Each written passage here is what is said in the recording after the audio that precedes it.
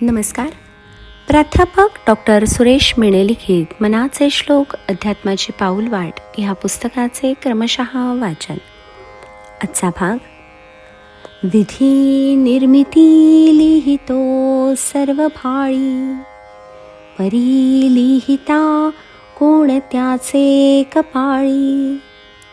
हरू जाळितो लोकसंहार काळी, परी शेवटी शंकरा कोण जाळी. या श्लोकामध्ये समर्थांनी काही मूलभूत प्रश्न विचारले आहेत व त्यातूनच ईश्वराहून श्रेष्ठ अशा परमेश्वराची संकल्पना मांडलेली आहे. समर्थ प्रश्न विचारतात की ह्या सृष्टीचा निर्माता जो ब्रह्मदेव आहे तो सर्व प्राणीमात्रांच्या कपाळी भविष्याचा लेख लिहितो. त्यालाच आपण ललाट लेख असे म्हणतो. तर मग ब्रह्मदेवाच्या कपाळी त्याचे भविष्य कोण लिहितो? दुसरा प्रश्न ते विचारतात की या पृथ्वीचा संहार करता जो भगवान शंकर आहे तो अंतकाळी आपला तिसरा डोळा उघडून या पृथ्वीला जाळून टाकतो. तर मग प्रत्यक्ष शंकराला कोण जाळतो?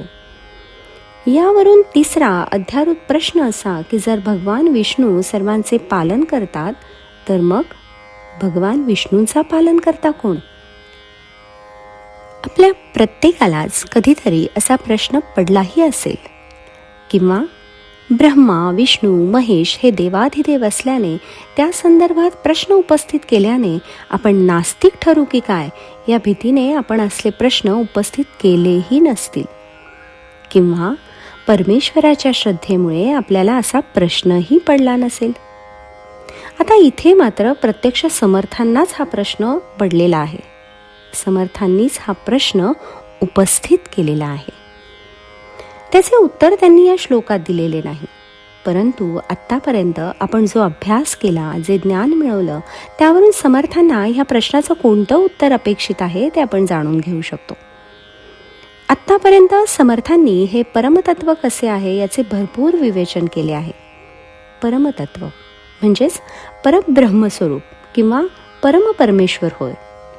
तो निर्गुण आहे, निराकार आहे, गंधविरहित आहे, तो अदृश्य आहे, तो डोळ्यांनी दिसत नाही, त्याचे अस्तित्व जाणवते पण तो हातात येत नाही. तसेच तो सर्वत्र चराचरात भरलेला आहे.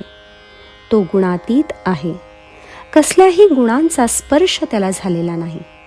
तसेच तो अस्पर्शी आहे. ही सर्व वर्णने वाचली म्हणजे आपल्या लक्षात येईल की ब्रह्मा, विष्णू, महेश यांच्यापेक्षाही श्रेष्ठ असा परमपरमेश्वर आहे व त्याचेच नियंत्रण ह्या तीनही देवांवर आहे व त्यानंतरच्या देवांवरही आहे. इंद्रदेव, वरुण, अग्नी इत्यादी भयभीत झाले आहेत हे आपण अनेकदा पुराणात वाचले आहे. रावणाने त्यांना बंदिवासात ठेवले होते हे पण आपण वाचले आहे.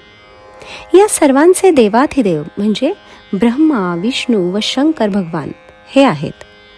त्यांनी कामेही वाटून घेतलेली आहेत. ब्रह्मदेव सृष्टीचे निर्माते आहेत, शंकरजी संहार करते आहेत, तर विष्णू भगवान पालन करते आहेत.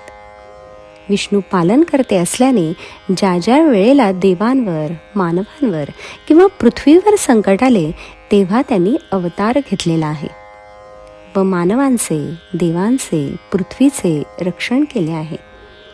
परंतु त्यांच्यावरही कुणीतरी परमपरमेश्वर असा आहेच व त्याच्या सत्तेने हे तीनही देव बांधले गेलेले आहेत. जर असं नसतं व हे देवच जर कशाने बांधले गेले नसते, त्यांच्यावर कुणाची सत्ता नसती, तर मग त्यांनी कोणत्याच दानवाला वर दिला नसता व त्यातून हाहाकार माजला नसता. परंतु अमुक इतकी वर्ष तपश्चर्या केली म्हणजे वर देणे क्रमप्राप्तच आहे व होते. याचाच अर्थ असा की ही क्रमप्राप्तता किंवा बंधन त्यांच्यावर परमपरमेश्वराने टाकलेले आहे व तोच या ब्रह्मांडाचा कर्ता, करविता व नियंत्रक आहे. तोच खरा परमपरमेश्वर होय व तेच खरे परमतत्व होय असे समर्थांना सूचित करायचे आहे. जय जय रघुवीर समर्थ.